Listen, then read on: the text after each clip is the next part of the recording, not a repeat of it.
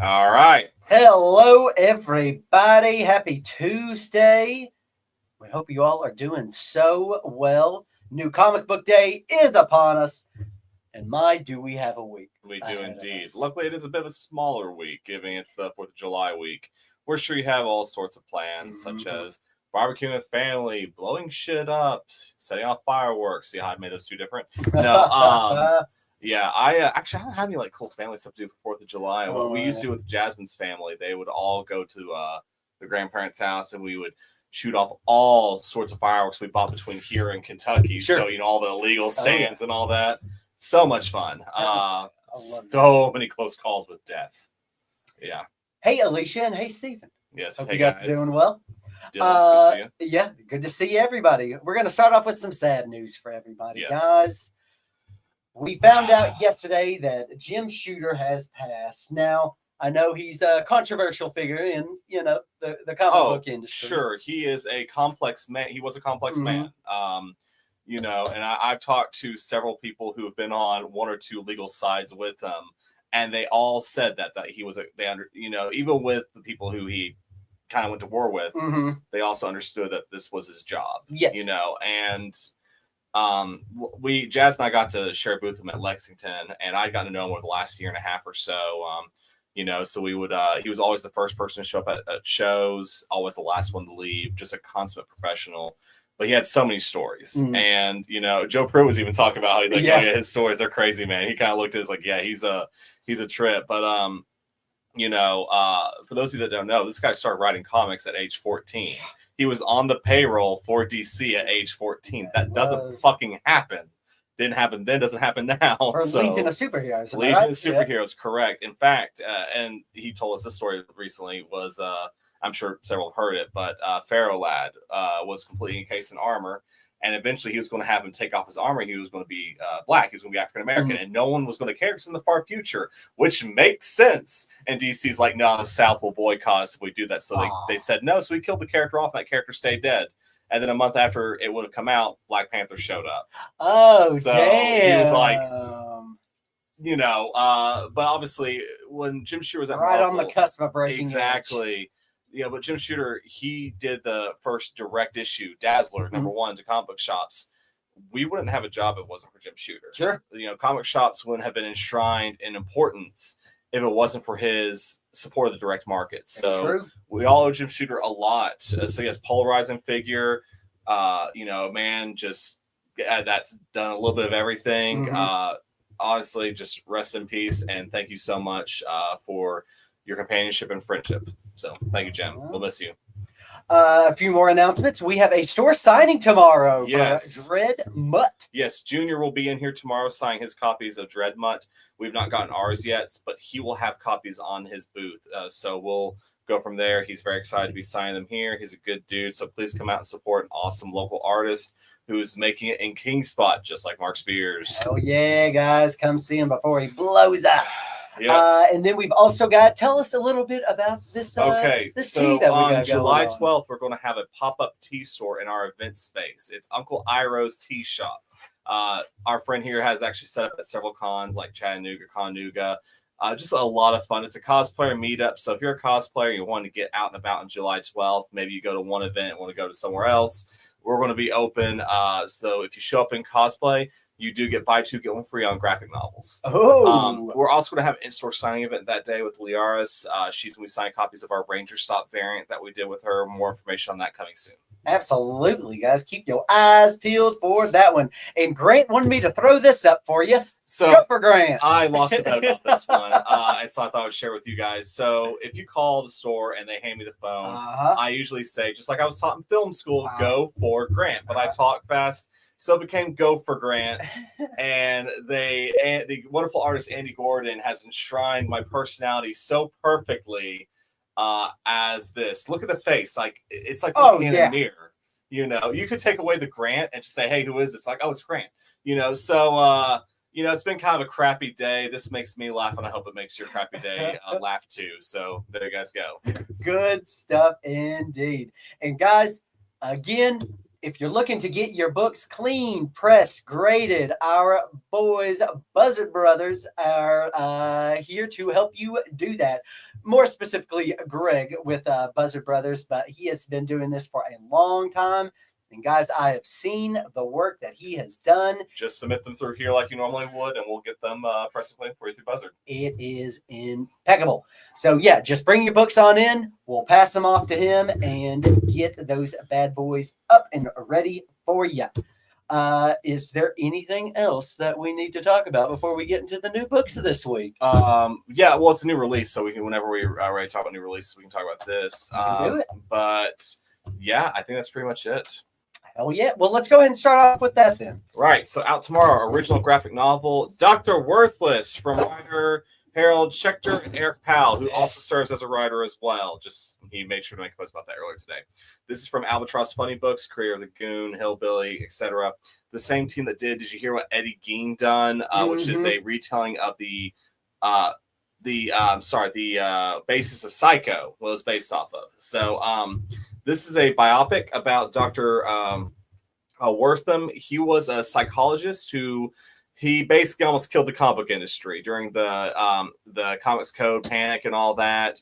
He was one of the leading psychologists who your great grandparents probably, or your grandparents, you would quote with why comics were bad. So it takes a look at him, but also shows him the positive things he did in society. So it's not just, hey, let's go ahead and, rash on this guy. But no, this is actually an interesting biopic about his approach to murder, violence, and the effect that printed paper has on that. So if you want to read about the Comics Code Authority and stuff like that, this is out tomorrow.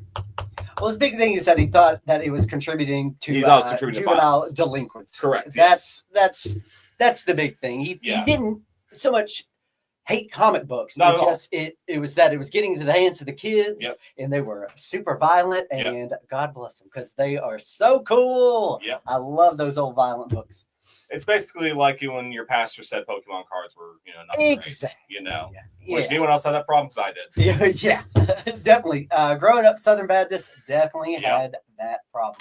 That and a lot of Harry Potter. They did not like Harry Potter. A lot of people don't like Harry Potter now, and I understand. I get that too. Completely. Yeah. But back then, they were all over it.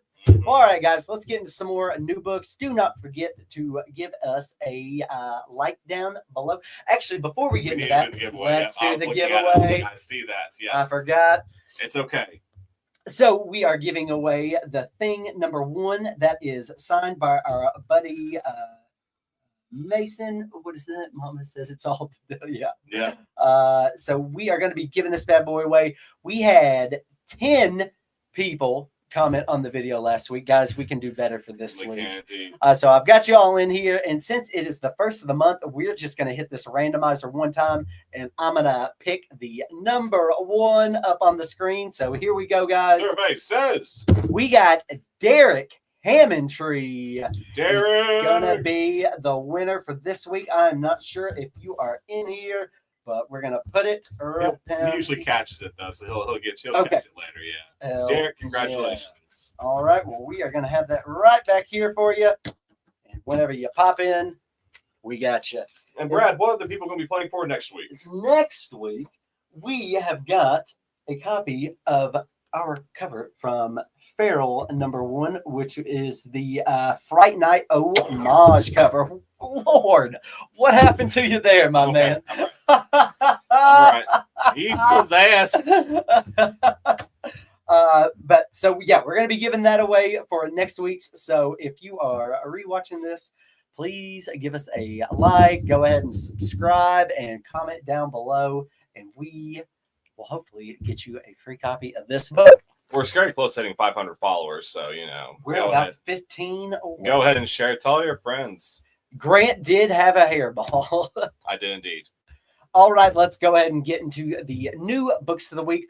Let's start off with a banger here. Let's do Captain America #1 from everybody's favorite, Chip Zdarsky. This is a strong contender for best book this week. Man, it was so good. It is.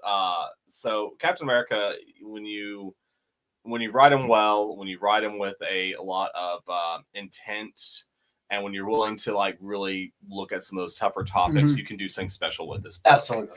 And Chip Zdarsky doesn't give a fuck, so he just dives right on it. So let's talk about 9/11, and that's basically how we start. It really is. Also, too, much like The Simpsons, much like any long-running property, you can kind of move that moving timeline a bit.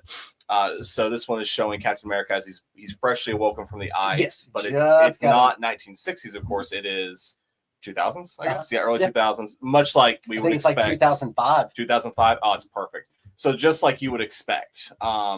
And he doesn't want to join the Avengers. He doesn't know what he wants to do, which this story's been told a couple times before, like how Captain America does struggle when he first wakes up. But this is just a perfect story to tell. Putting him at 2005 is a perfect time to really have that with, and you'll see they're setting up a really crazy story. And also too, the B stories that they're being told about Captain America readjusting, how he's connected to the other heroes that are just getting started too. There's a lot here. Absolutely. There's a lot here with this book. So this is a heavy book, and it's not afraid to go to some pretty interesting places. So if you were not planning on reading Captain America, please reconsider. You should definitely pick this one up. I think Chip Zdarsky is so good, which I know Captain America is so much of a street level hero because he can be a superhero. But man, he writes him so well. He really Same thing with Daredevil. Now, I was not crazy about his Batman run, but that is the first thing from I was going to say that was like the one thing. Exactly. And you know what? Like, sure, it didn't fit. Sure, and that's just not for me. Happens sometimes. But this Captain America book, I will definitely be picking up. It's my favorite book. More this copies to check out the run Yep. and see where this goes. Next up, we have got Wolverines and Deadpool. Okay, so this is I did not realize this, but this is actually Patton was telling me about this. This is basically the grand finale of Cody Ziegler's Deadpool run, which Cody Ziegler, fantastic writer, and what he's doing with Deadpool, he made a great series of a character I really don't like. His Miles Morales run, he made an entire supporting cast for the character. He's an amazing writer, but he's ending Deadpool with a Deadpools and Wolverines, which is perfect. A little bit of corporate synergy there, probably, but whatever.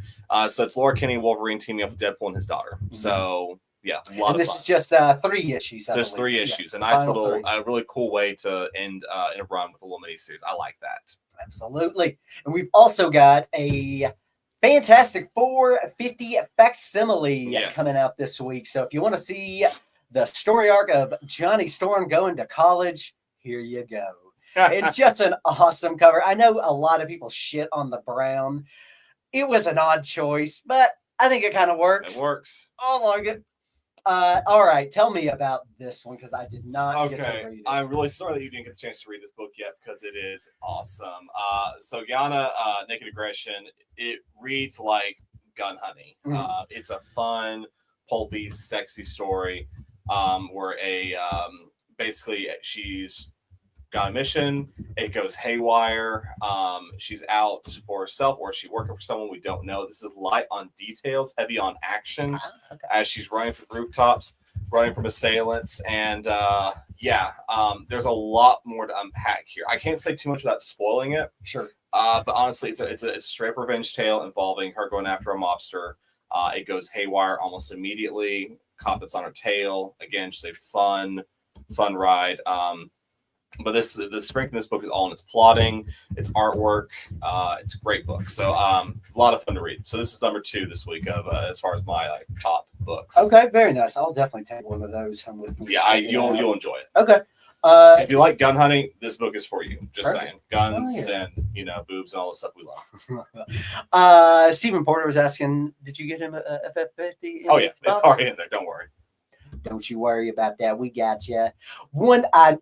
I know I hate that I didn't get to read this because I've been enjoying them so much. Yep, this the new Godzilla versus Thor. This one's a little darker, and you can kind of guess that from the cover. It is a little, goes in that dark Thor and Norse stuff, So, if you've been reading all of them, you'll like this. I know it seems kind of silly not to have too much to add to this, but we've seen these already. This one reads a lot different than all the others. So, all right, definitely recommend reading it. I've got this one at the house to take home and check out. Another one. I did not get to check out because I had no idea what this is. Yep, comics are the movement, guys. Comics are powerful, and this is from Make Trouble Comics. We're all about making good trouble, so definitely, if you want to read some comics for a cause, definitely recommend this book. Awesome. I've got a few people requesting. Give me just 2 seconds. Yeah, of course, yeah. Back at it. Yeah, it's like an anthology book. It's got several different art styles in it. It's $10, but sometimes comics are a great way to communicate things and to be communicated. I agree. And then next up, we got a new Doom book coming out. Yes, I did not get the chance to read this yet, which I'm kicking myself for because I was going to try to. It's about hiding underneath the Harkonnen. So this takes place between Dune 1 and 2. The Dune comics are fantastic. If you've not read them, they are great at filling in some of the story points. But I've not read a bad Dune comic yet. That's true. Next up, also a fantastic read this week is Gotham City Sirens. I like this a lot more than the last Gotham City Sirens. The girls are back together and getting into some trouble. Yeah. So this one has a huge K-pop vibe. Yes, it does. Just perfect. Involving a heist goes completely sideways. And like the last series, this will be a weekly release series. So if you want to read this book, make sure you go ahead and get all the weekly releases as they come out. They'll be out the next 4 weeks. A lot of fun. Great artwork, great covers. Agreed. Great time. And then next up, we've got another addition to the Hyde Street series here. This is Sisterhood #1. Yeah, no, props off to the team at Ghost here and telling the most fucked up horror stories ever. Sisterhood, it's again, another one shot about some of the backstories for why some of these characters are on Hyde Street. Creepy as fuck. All I'm gonna say. Yeah, they have been good. Marvel Zero. Yes, this is a reprint of the Free Comic Day book and also showcases some of the upcoming stuff. Which, if you've been wondering what's going on with all new Venom, Carnage, and Spider-Man, there is a collision course coming. Which, thank God. So that was really cool tease in this book. But this is a cool little preview of upcoming stuff. If you missed it out on Free Comic Day. Nice. Then next up is Charlemagne the God's Illuminati #1 from AWA. What did you think of this book? This reads real different post Diddy.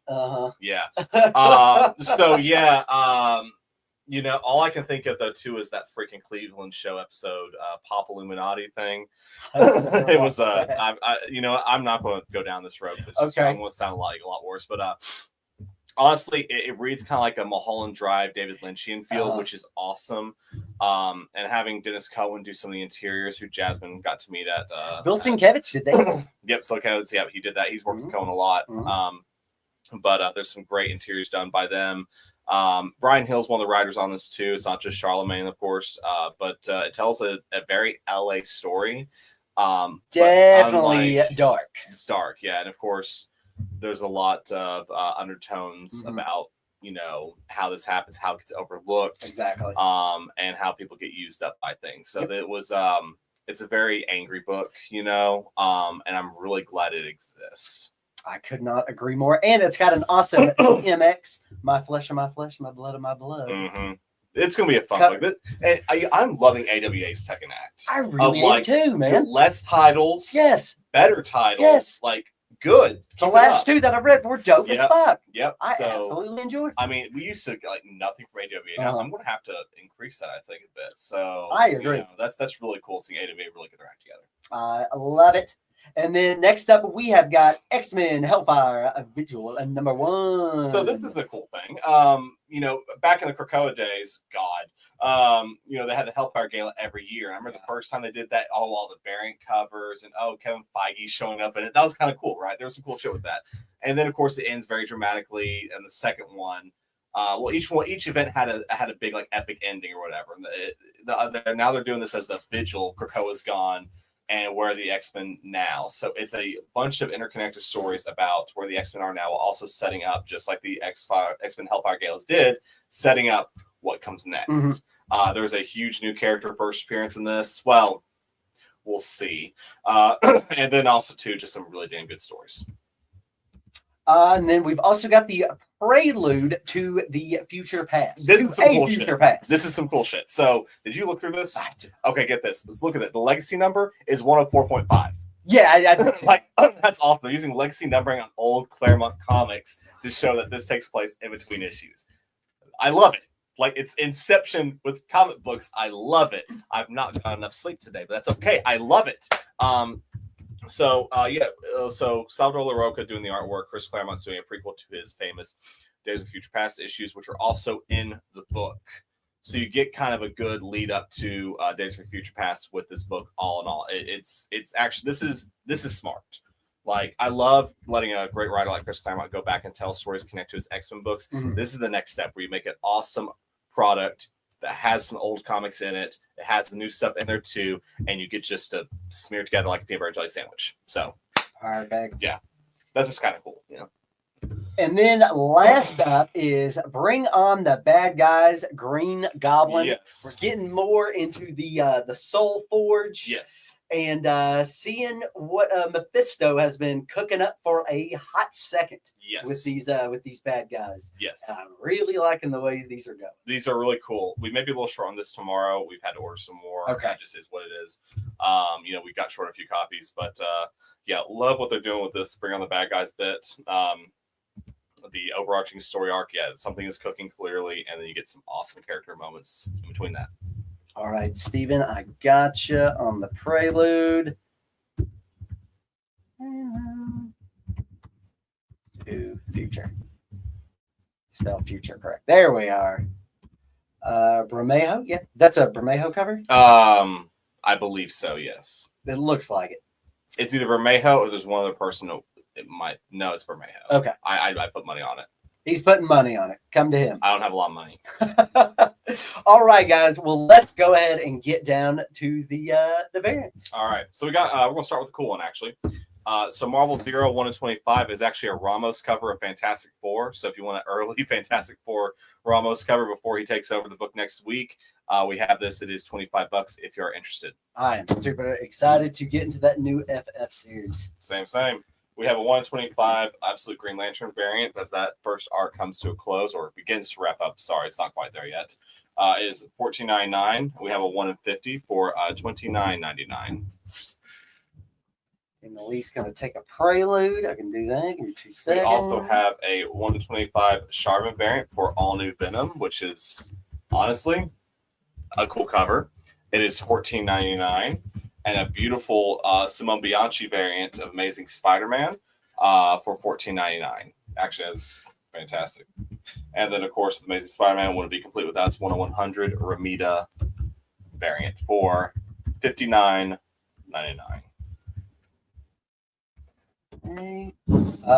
Hugh's going to take the FF variant. Smart. Marvel Zero. One of Brad's favorite artists is Alared. Oh, yeah. All right. 1-10 Bitterroot for $7.99. If you don't take it, Brad will. We have a 1-10. I can't say that name. I apologize, guys. It's the design variant. It's $7.99 for Captain America if you want it.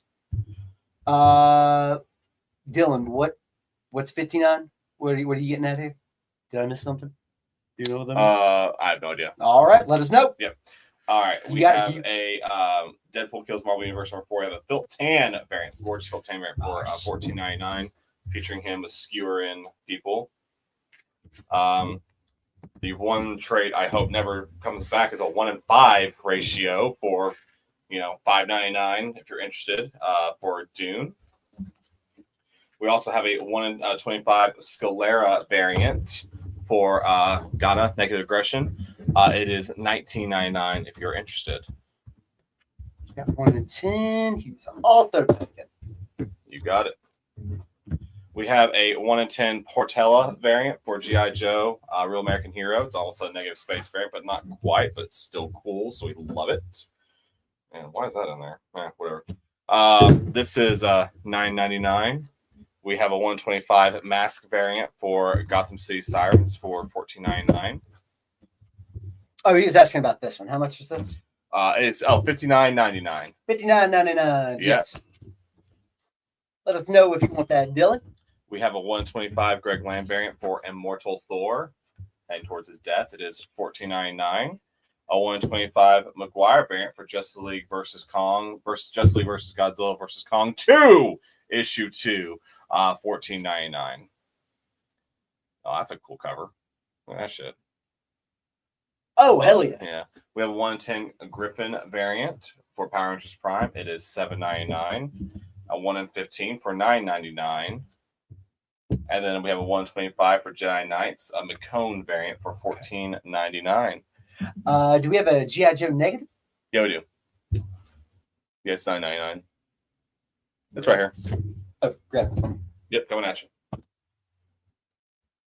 Well, thank you so much for that shout out. We greatly appreciate you.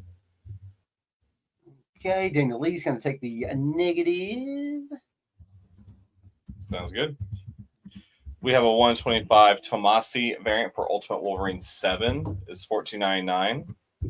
A 1 in 50 Godtail variant for X-Men, it is $29.99, which is, we should have brought this up. This week's issue of X-Men is a lot of fun.